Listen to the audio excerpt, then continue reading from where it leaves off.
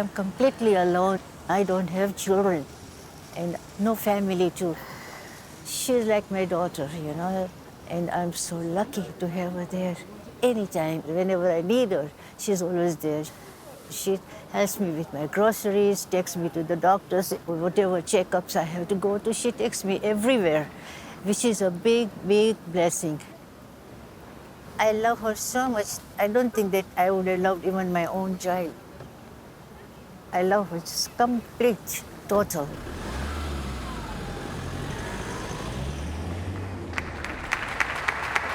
Good evening, everyone. I can't really see anyone. That's a good thing.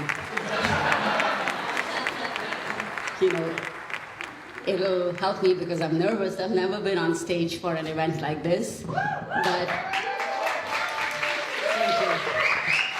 thank you. But I love my voice and I love hearing myself. My voice has changed because when they did the thyroidectomy, they removed the thyroid and they retransplanted my own parathyroids back. But my voice is never the same. And then I have to clear, if I talk too much, I have to clear my throat many times. Sometimes it feels like it sounds hoarse, as if I have a cold. But my voice is not the same and I can't sing. No. I can't. But then I found my true voice.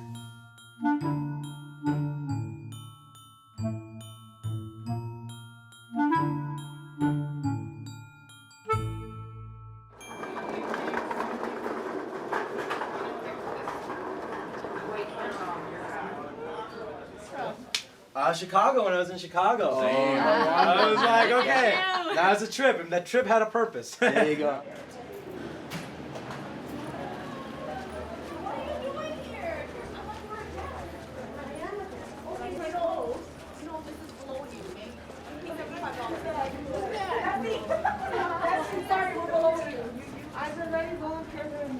That is really something.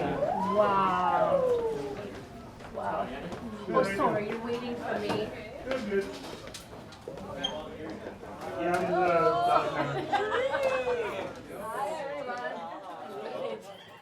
I gotta go dress up.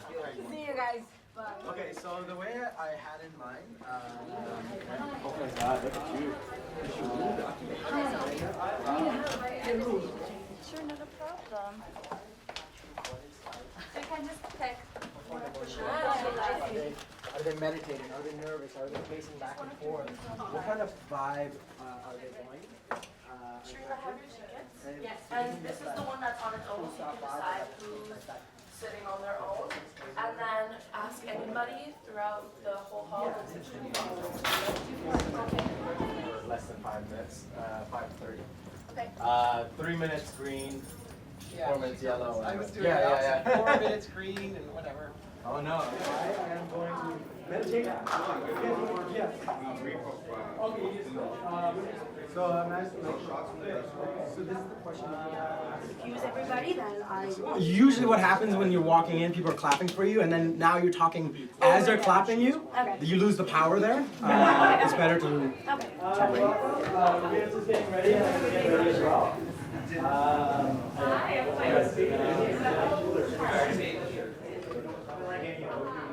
My name is Shirin. I am a mother of 4 children. I love dancing. I love cooking and feeding people. I have a long list of things I love. I have been speaking on stage. I've written 2 books so far. I'm right now creating an online program so that people don't have to come out of their homes to access empowerment. The bit of traveling that I've done around the world, I'm absolutely intrigued to discover that people are actually the same everywhere. Everyone is connected, even though these countries are far away. I've always been focused on not finding the differences, but what's common that connects people together. So it's been interesting.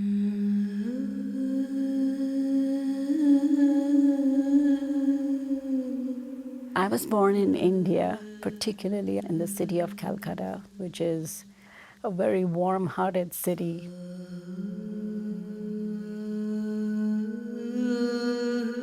My parents they had an interreligious marriage, and my mother is a Hindu by birth. Her family was traditionally from Calcutta, that is in West Bengal. And my father's ancestors were from Samarkand, Bukhara, Central Asia. They were silk merchants who followed the Silk Route to India many, many years ago in the 1800s. And the first Bengal silk mill was established by our family. So it's been quite a cultural mix. For us, you could tell that they have some connection with Myanmar, and some of them spoke the language of Gujarat, so it was a great blend. And we were almost 30 cousins growing up in the same mansion. My dad had 9 brothers and sisters. Few of them were disabled from birth, and even disability was normal for me because I was born seeing, oh, some people can walk, some people can't walk, it's okay, but they're all part of the family. And that's been a great blessing for me because I am able to connect with people and embrace them for who they are. Over there where the snacks are. Okay, perfect. You've all done this before, you're all professionals, you know how it works. What's gonna happen is, I want maybe 9 of you, the last 9 to come out and sit in the front row. The other 5, I want you to stay back here on the side of the stage so that you're ready to go and it's quick and easy. I don't want it to be painful.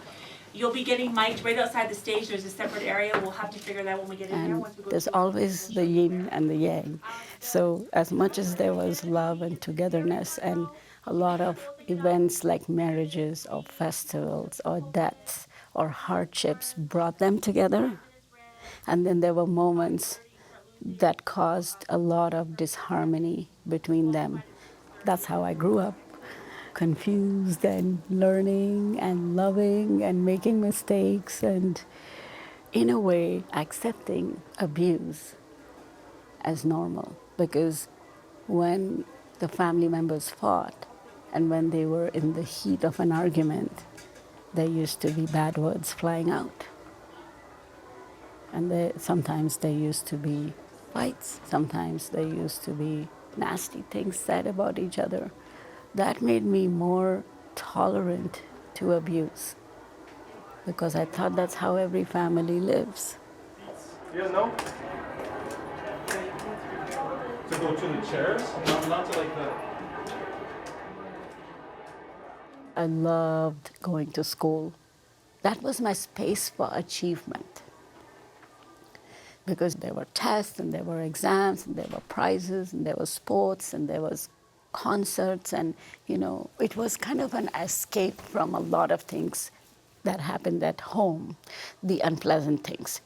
It was a very encouraging space for me, for growing and learning and expanding.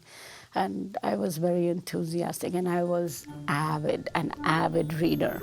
My mom would have to snatch the book away from me because I would be like, one more page, and everybody on the table is waiting for me for dinner. And I'd be like, wait, I need to know one more. And I would go on reading, and any book, like I'd just eat it up. The fairy tales are my escape. And somehow, sometimes, when life is too real, that's when I look for that magic.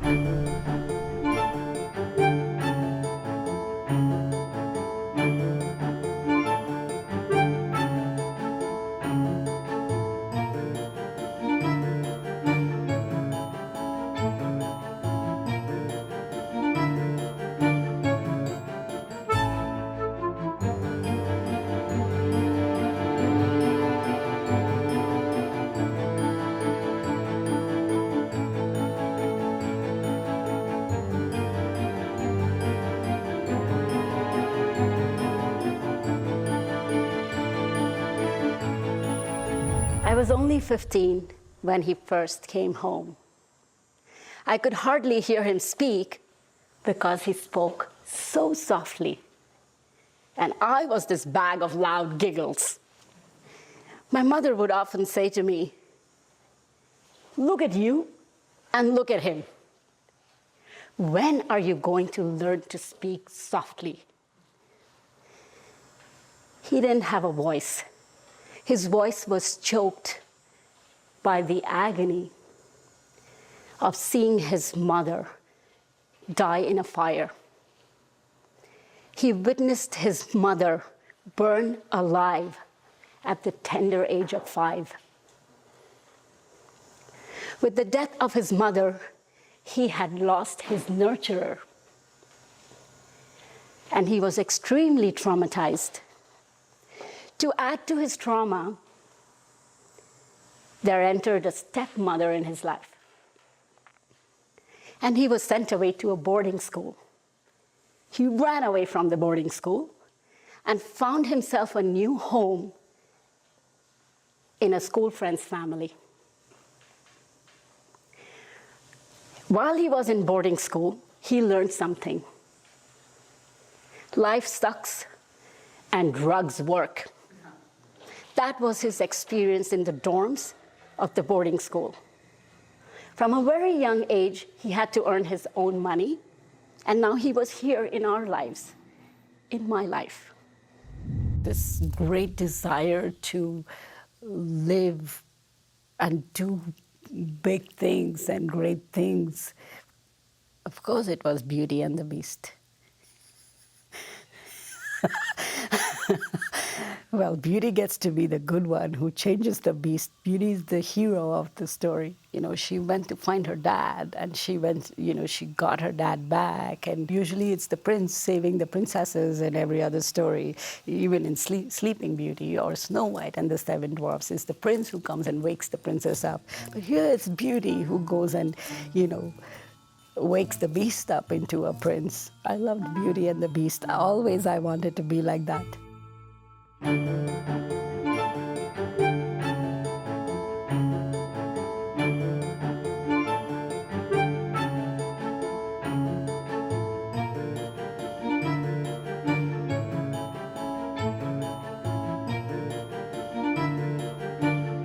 So, with my first marriage, my ex-husband was amazing. The prince in him was the gentleman in him. The erudite, the soft-spoken, very knowledgeable and very warm, very humble. That was the prince in him. The beast was the curse of doing drugs. And so as a human being or as a person or as his life partner, to be able to dissect the two, separate the two, and to see him for the prince that he was, that was my curse, because I kept going in the marriage. Because I wanted to be this Beauty who would transform him and make him back into the prince that he actually was.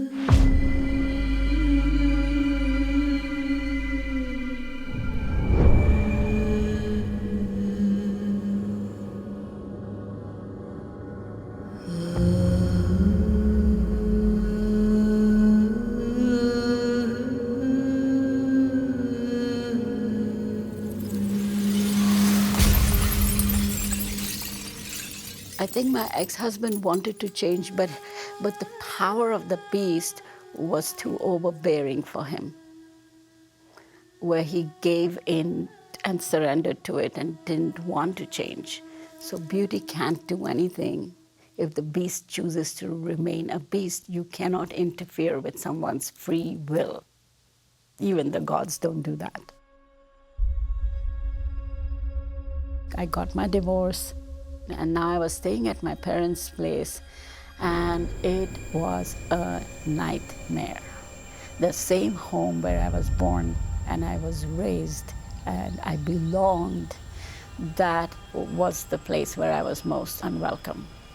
And my circumstances have not allowed me to showcase my breakdown, because I've always had to be responsible. I had a daughter. If I showcase my breakdown, well, how is it going to occur to her? She will see that I am weak. My mother was pretty strict, and she didn't want me to go into a depression, and she expected me to do chores in the house while I'm doing my studies for my B.Ed, and I've gone back to school after 10 years. And going through a marriage breakup and going through starting to study again, it takes something to put your mind back on track. Those were really hard times for me, and my mom is not the kind of person who will be like, oh, my baby, you went through this, like no pity, like move on, what's next? But my dad, every time I cried, he cried. My father's never used a bad word on us. He's never raised his hand on us. He was like the mother of the house. And his way of dealing with a disagreement was, if it doesn't work out, walk away from it, but don't get down to the level of arguments. And Mom and I never got along. Never, never, never. And that doesn't mean she was wrong. She was very strict. She made it really hard for me. I was sleeping on a mattress on the floor. I lived out of plastic bags. And even though she had a spare room, she wouldn't give it to me because she thought I will slacken and I will not rebuild my life. If I didn't have the pressure, I don't think I would have got married again. Carol, Shirin. Shirin in there? You need to get Mike now, so when you do walk out with your documentary crew, you're set up. Where's Carol? Hey. What's up?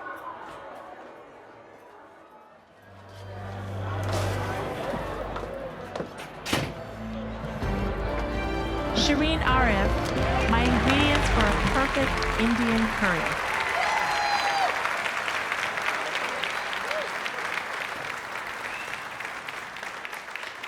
Standing on the steps of the symbol of eternal love, the Taj Mahal, just like a scene from a classic Hollywood romance movie, my handsome new husband sweeps me up in his arms and leans over to kiss me. Something not acceptable in those times in my culture. Just like any woman swept up in a passionate reverie, I cannot ever imagine that the fireworks between us will ever fizzle out. Wow.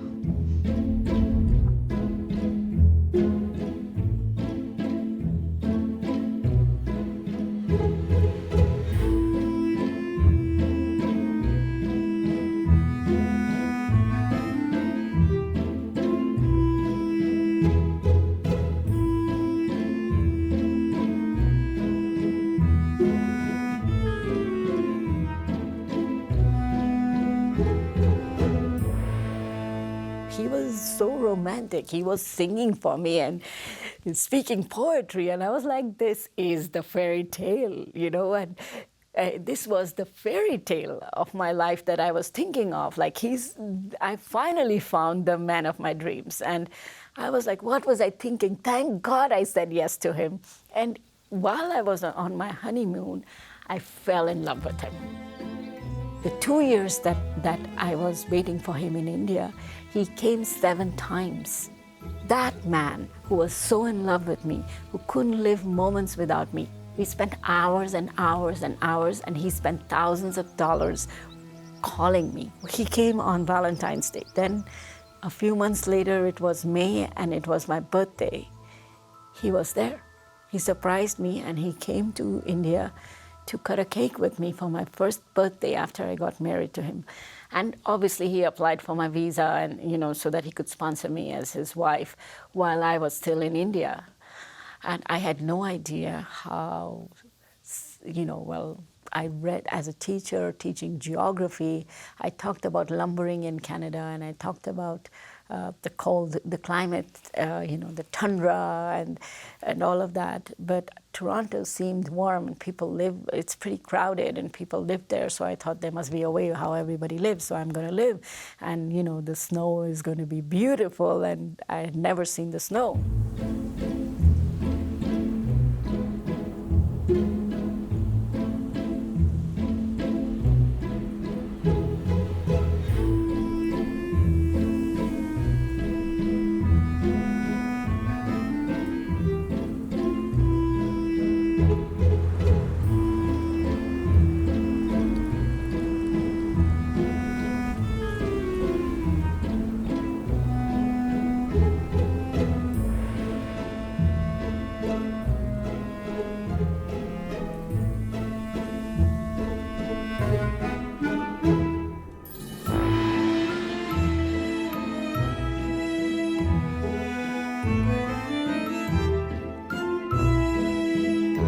I was standing at the door of what was promised to be my lakeside home. I clutched my young daughter as we walked past the prostitute standing at the door and made our way up to a dingy room with only a mattress on the floor. My new husband said to me, "Welcome to Canada. I will be back tomorrow morning." And then he left us. My blood ran cold. This was the beginning of my life in Canada. What followed next were 8 years of torture. Despite having 3 beautiful children with him, I was reduced to a slave in my own home, enduring endless emotional and verbal abuse while my husband continued to live with his ex-wife and have children with her. He visited me only to get his office work done and to use and abuse me. I would say he was a beast. I mean, he was a beast in the way he spoke. The beast was riding his tongue. And again, the prince in him was very magnificent. He could be this great human being who's capable of a lot of affection and a lot of love and a lot of discipline and a lot of care for other people. At the same time, it's okay for women to go through hardship. It's okay for women to be treated badly, and it's a man's prerogative to just treat her however. So that was the beast side of him, and I tried to harness that beast, and I became a beast.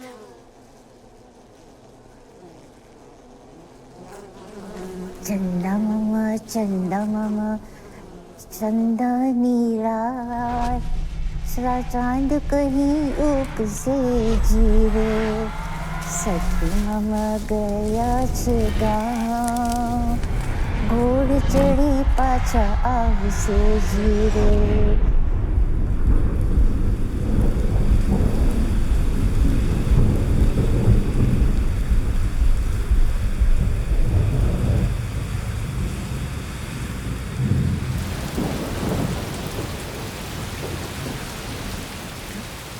I became extremely reactive and defensive, and I started putting up a war with that beast. And I'm going back again to my discovery about the way my father handled things. He'd walk away. He wouldn't get in the dirt and wrestle. But I got in the dirt and I wrestled, and things only get dirty. And so it became very ugly in the end, where I lost my beauty. That's when I had an attack of Bell's palsy, and my face was twisted like this, and my tongue was numb, half of my tongue, and this eye wasn't closing. I was just alone with my daughter, and it was very scary. I thought I was dying.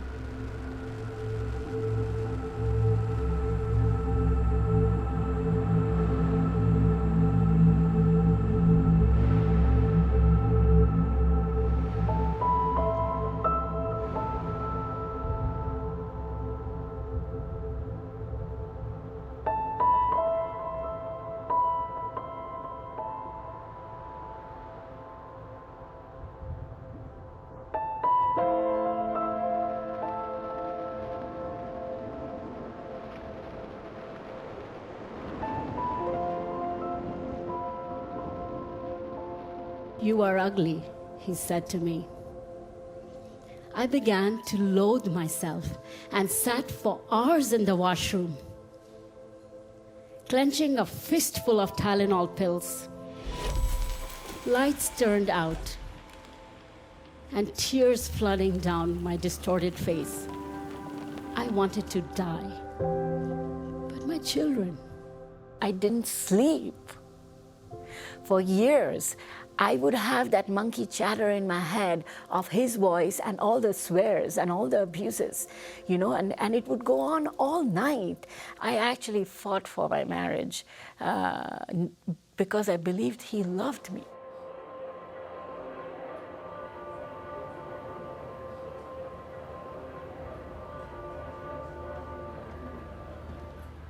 On a random day midweek, knowing that the children will be occupied and we will have some time together, I slip into my finest lingerie and stand over a steaming pot of his favorite curry dish. I had infused the curry with my own magic love potion, adding a sprinkle of temptation, a dash of romance, and a splash of desire. In all my brilliance, I grew up knowing one thing for sure, that the way to a man's heart is through the stomach. What I also know for sure is that love conquers all.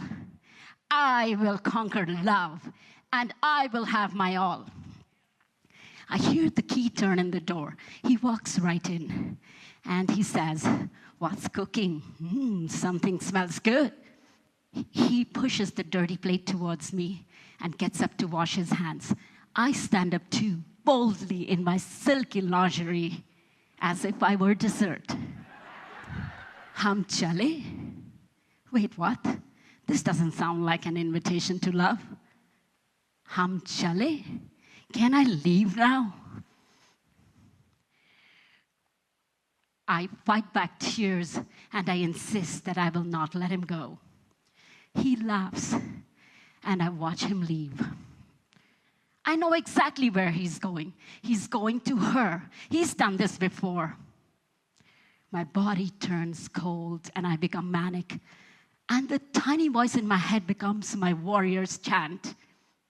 "Love conquers all. I will have my all. Love conquers all. I will have my all." I grab my jacket, run out the door, jump in the car, and drive after him. I catch up with him. Luck is on my side. The traffic lights are red. I jump out of my car again and run over to his car and knock on the driver's side window. He rolls down the window and he's shocked to see me. I grab him by his arms and scream like a siren, "I will not let you go." I'm oblivious to everything around me. I'm oblivious to the ridiculousness of my pleas. He coldly pushes my hands away and drives off. Doesn't love conquer all? The wake-up call was cancer. So I thought there was no other way for me but to keep putting up with this for the rest of my life. I was miserable. I've cried so much in my life that my tears have dried up now, and just as strong as I feel, I'm tired.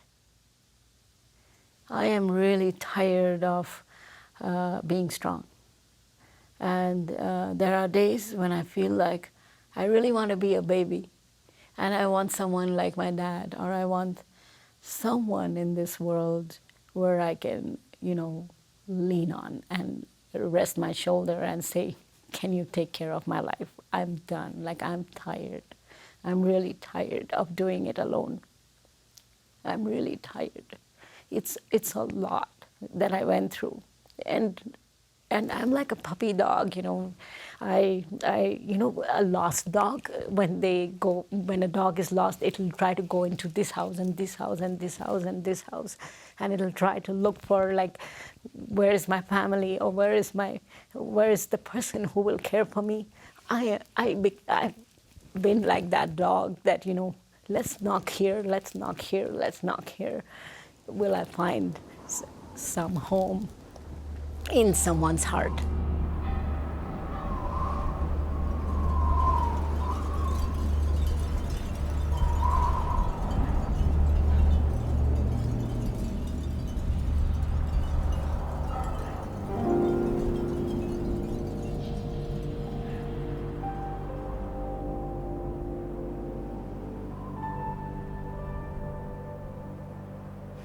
Oh my god! Guys. Are you guys okay? Yeah. I can't read. Look, here we have it. The tree of life. And it's an actual tree. So it's locked right now. You have to turn it like this, open it, then put the tree in, then Okay, so. and lock it. Okay, there's more nuts. Okay. It's okay, it can be under there. Okay. It's coming off, guys. It's coming off. Ow! Guys, it's coming off. I've had no choice but to be strong. Where am I going to break down and cry? To who? I went through the entire divorce process and my cancer all together at once. My youngest one was 3 years old, and then my twins were 6. My daughter, the older one, how scary it must have been for her at 19 to suddenly be dumped with 3 kids and the responsibility of raising them. She's a kid herself. And so she showed up for me, and she showed up for her brothers and sisters. And then there were a bunch of moms in the children's school. And they worked it out so beautifully to support my daughter through those days when I went through my surgery. And that was my turning point. I got a glimpse of what would happen to my children. I just begged on the surgery table and asked God that, you got to give me a chance. I got to live for my kids. That's when I really didn't want to die.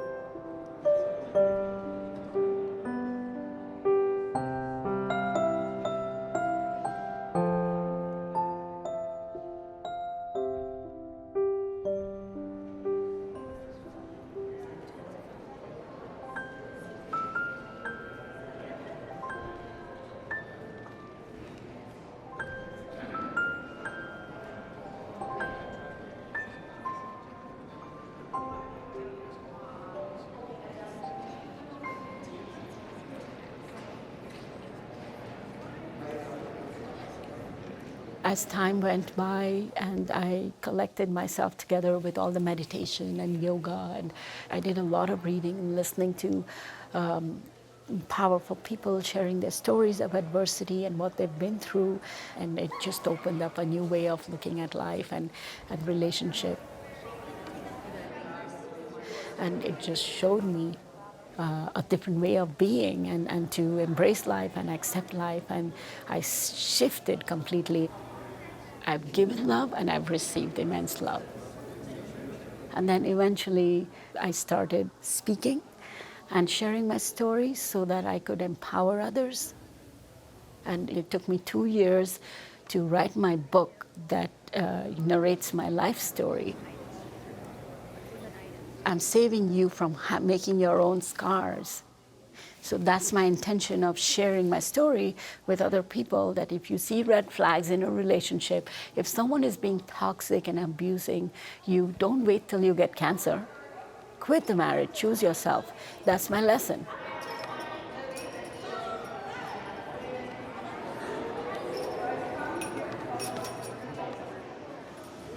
When the right leadership arises, like Shirin, we open new chapters. So that's why she's leading with your story, and she's absolutely outstanding. I've written a book and about my story as an immigrant woman, and taking it up from there, and like breaking the book up into, a program where I can impact people one-on-one and in a group. That's what I'm looking at. Good. Well, thank you for coming in today, and we'll have Kaldeep take you downstairs now. Thank you. Yeah, Okay, thank you so great. much. Thank you. Thank you. Very nice to meet you. We will.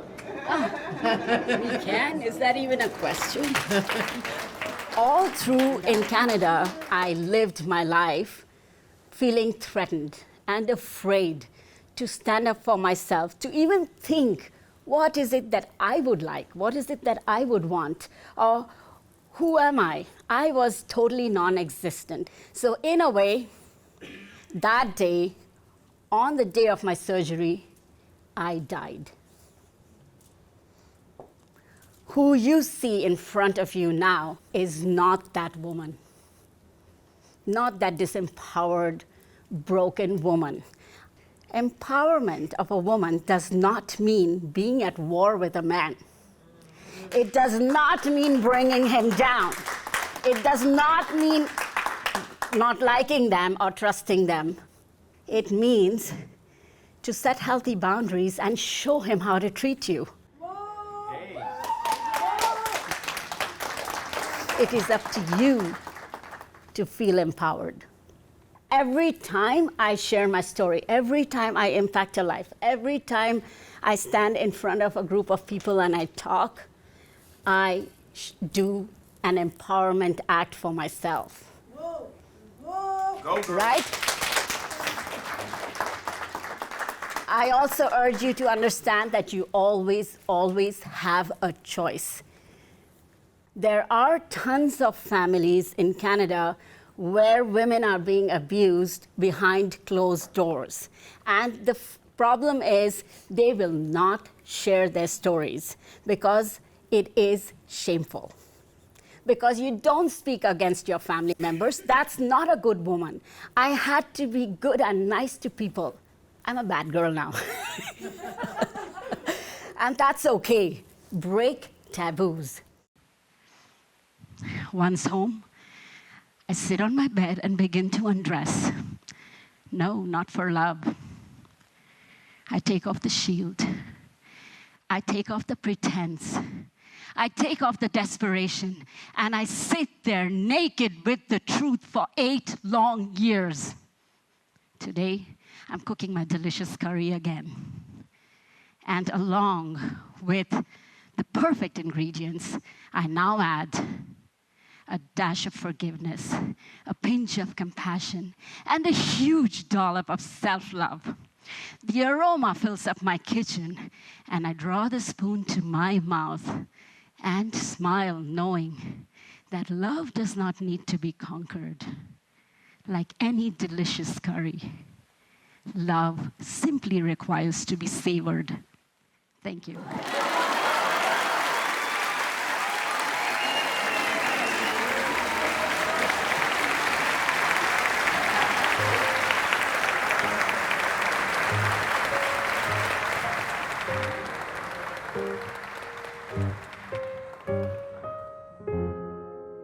When she came, she was completely different, you know. She was shy. She was going through a very bad time. And then suddenly she's a beautiful flower. And I'm very happy to see that. Very happy to see that.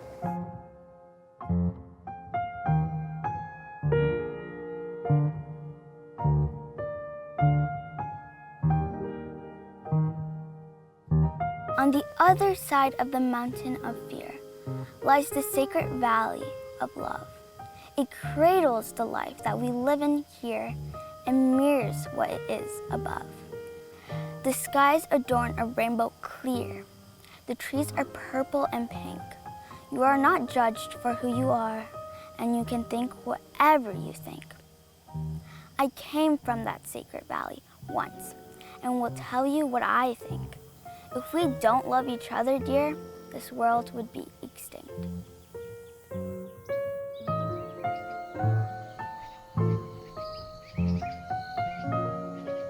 It's never too late to save a life, to stop a fight, to hold a hand and take a stand. It's never too late to love again, or even just to change the game. It's never too late to breathe a prayer or simply say that I don't care. It's never too late when life begins. When you don't give up, you let courage win. A sunrise and sunset, the ocean tides that flow and ebb, the new moon and the full, the rhythm of every rule that keeps the universe together, the flow of life from now to never, a dream, a wish, a whole life fulfilled, and to you my every heartbeat willed.